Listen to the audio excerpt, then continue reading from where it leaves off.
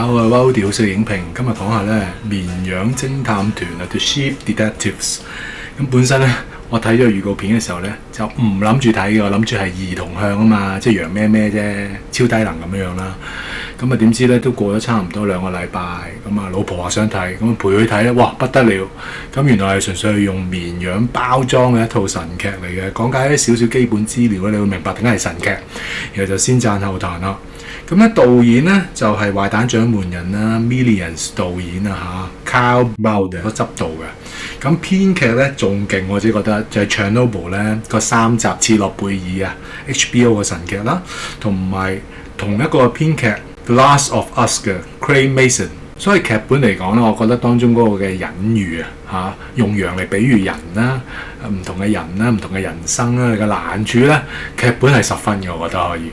同埋陣容都強大啦，咁起碼係有狼人啦 ，Hugh Jackman 啦，咁啊戲中咧就係飾演一個咧中意羊咩咩嘅好牧人啊 George 嘅，咁又做同場咗 Emma Thompson 啊 Nicholas Galitzine 等等演出啦。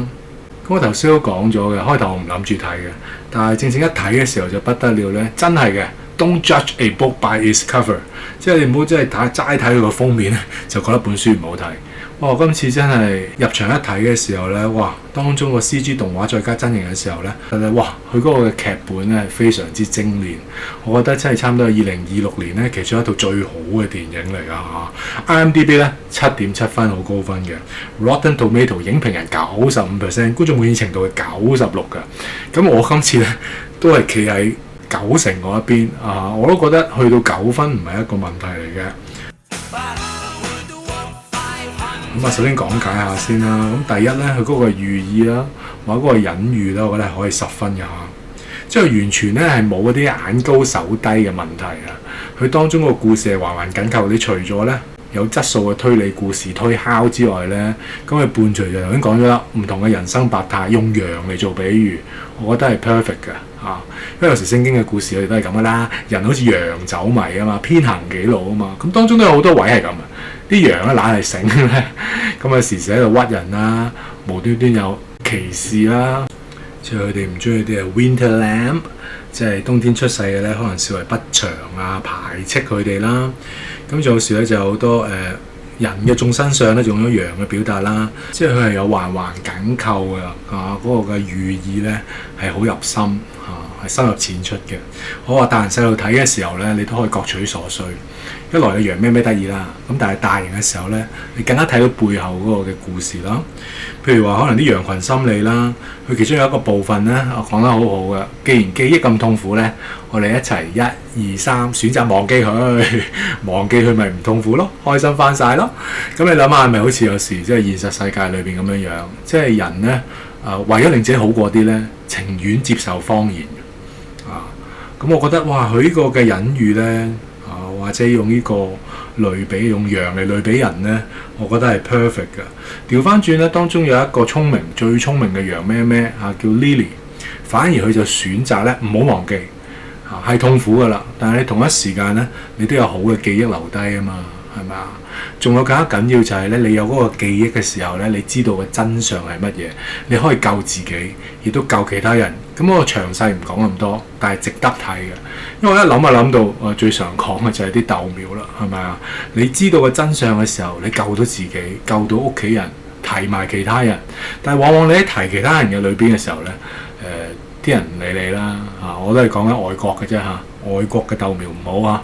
咁提佢哋嘅時候，佢哋唔理啦，笑你啦，依然故我啦咁所以咧，佢當中仲有一樣嘢叫 loner。一個孤單的人，有一啲係孤獨離群嘅羊嘅叫 loner。咁點解呢？就係往往佢哋選擇唔忘記但係你唔忘記嘅時候呢，你持守嘅真相嘅時候呢，係好痛苦嘅大部分人都排擠你嘅因為你選擇忘記啊嘛，乜都唔記得晒嘅時候，得你自己一個咯，咪變咗咁有時候我覺得現實裏邊有時都係咁樣樣。即係彷彿有時我都講翻我其中一個 friend， 佢都有時會係選擇咁樣樣。即係與其我好心做壞事我良心當狗吠，我提你，你仲喺度笑 X 我嘅時候，我唔再提你啦，係咪啊？由得你死咯咪，你自己揀噶嘛。咁我都明白佢一種 loner 嘅心態所以我就話，即係有好多深刻嘅反思有好多嘅共鳴位㗎嚇。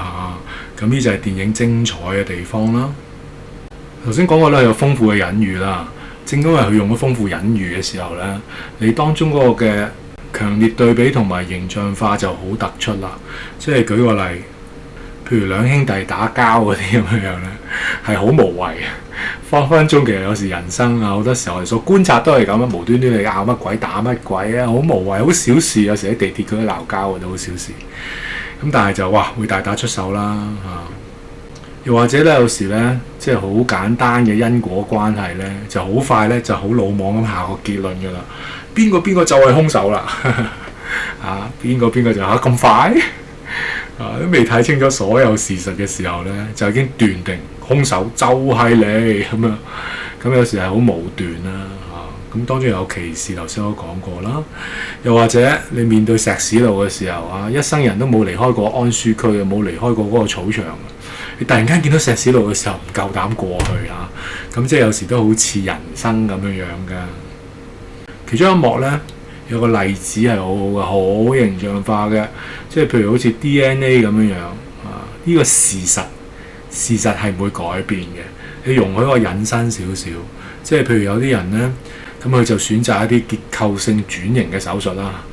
咁就算你做咗結構性轉型手術之後咧，你嗰個嘅 DNA仍然都喺嗰度，你改變唔到。你係男人就男人，你係女人就女人㗎嘛嚇。你唔會因着你有個結構性嘅轉型，喺個外表係變咗，但係裏面嘅 DNA 係冇變到㗎嚇。你可以繼續選擇去自欺欺人咁樣過活，你自己嘅選擇嚇。但係個事實係個 DNA 嚇。我係欣賞一樣嘢，事實就係事實，冇得去改變，冇得去狡辯嘅。最後咧有欣賞位就係咧。頭先我講咗啦，佢係配以優質嘅即係邏輯推理、偵探、緝兇故事之外咧，佢有豐富嘅人生寓意啊嘛。咁當中咧，佢仲神抽埋一啲嘅信仰嘅，又點到即止，我覺得好唔錯噶。即係譬如話，可能你死咗之後去邊咧？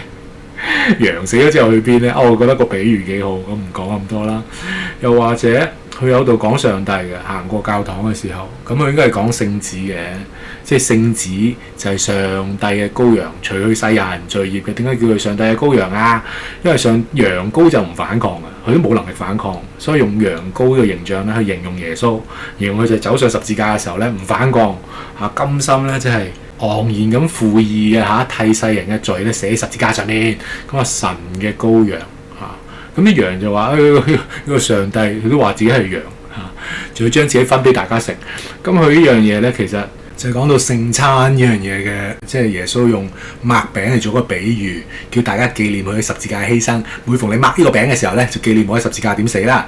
咁天主教嗰個諗法就係咧，佢即係擘嗰一下就耶穌嘅身體變質做耶穌身體。咁但係咧，基督教按翻我哋嘅新約聖經咧，嗰個純粹係個紀念嘅儀式嚟嘅啫，就唔係食嗰個包，即係變咗耶穌身體。咁但係電影裏邊咧，佢就抽咗呢樣嘢水。佢就話咧，係呢個神咧就話佢都係羊嚟嘅嚇，我哋仲要食佢添啊！你話幾凄涼呢個神啊？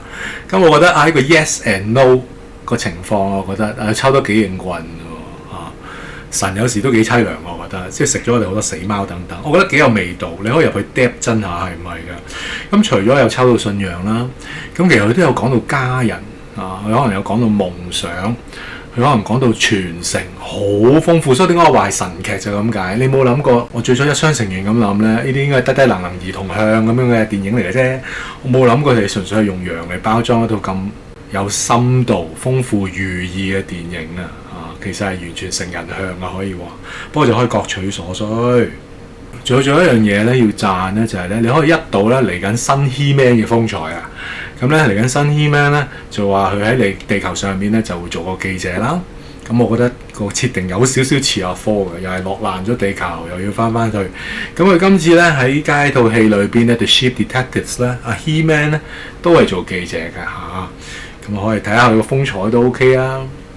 好啦，嚟緊嘅時間咧就係少少談多多趣。即係我可以話咧個劇本我係話俾到10分都得噶嘛。真係驚豔喎劇本，唔係講笑。但係彈係彈咩咧？我覺得係彈預告片啦，彈嗰個戲名啦。嗱，其實套戲咧係改編自一個德國小説㗎。咁啊寫於2005年嘅嚇，應該係德國人咧萊奧利史汪所寫嘅，佢德國名我都唔識讀啦。咁我覺得編劇咧將套小説變咗做1個鐘頭9個字到嘅電影咧，我都覺得功不可沒。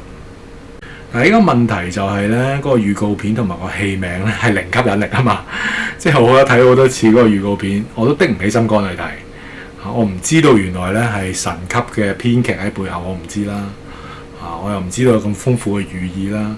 咁我睇個戲名又唔吸引啦，咁啊所以就死啦。咁我都係純粹撞手神入去嘅時候，老婆話睇好啦，我勉為其難陪佢咧。其實我諗住係睇《諾曼第風暴》嘅，咁但係太太咧即係有佢意思嘅時候咧，咁我跟隨指示咧就一齊睇《羊咩咩》啦。點知我真係喜出望外。我覺得羊咩咩分數仲高過諾曼第嘅喺我心裏邊啊！我陣間解釋下。所以咧，我覺得個宣傳嗰度咧係一個彈位嚟嘅，或者戲名啦。咁但係我覺得如果你引觀眾入場咧，就真係爭啲嘅個戲名。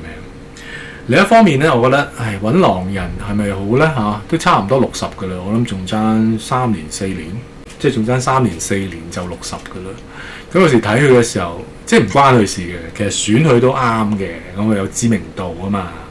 咁但係因為佢個狼人個形象太深刻啦，同埋有時我係見住個英雄咧慢慢衰老咧，就心有不忍咁所以有時佢心隱隱作痛咁咯。見咗即係佢30歲，我睇 X-Men 1嘅時候飾演狼人，即係睇到依家咁，即係好多回憶咯。咁但係調翻轉會 side track 咗我咯。我覺得因為我好中意狼人，所以調翻轉可能會 side track 咗我都未定。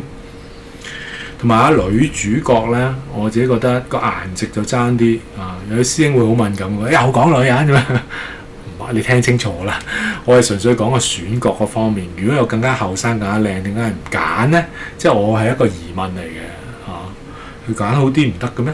咁但係因為係 Sony 啦，我唔知可能係咪入邊有啲 DEI， 佢又唔係去到咁差，但係唔係去到最好嗰啲。我諗佢揀咗個 average 嗰陣咁仲同以前啲電影唔同。以前啲電影咧揀最靚、最好、最高等等嘅，咁依家咧佢揀個中游。咁我自己就覺得，如果喺個視覺個效果或者個視覺個享受嚟講咧，我就覺得爭少少。所以如果我夾硬要彈咧，當我係，所以點解會變到9分？可能再嚴格啲，可能8分咁但係我自己覺得個劇本係10分滿分嘅。所以一個總結嚟講咧，我可以話其實我呢2日分得唔好嘅，好多嘢諗咁瞓咗4個鐘度啦，我諗。咁但係我都冇瞓覺我係好體會到咧嗰個劇本嗰個嘅深度好唔錯。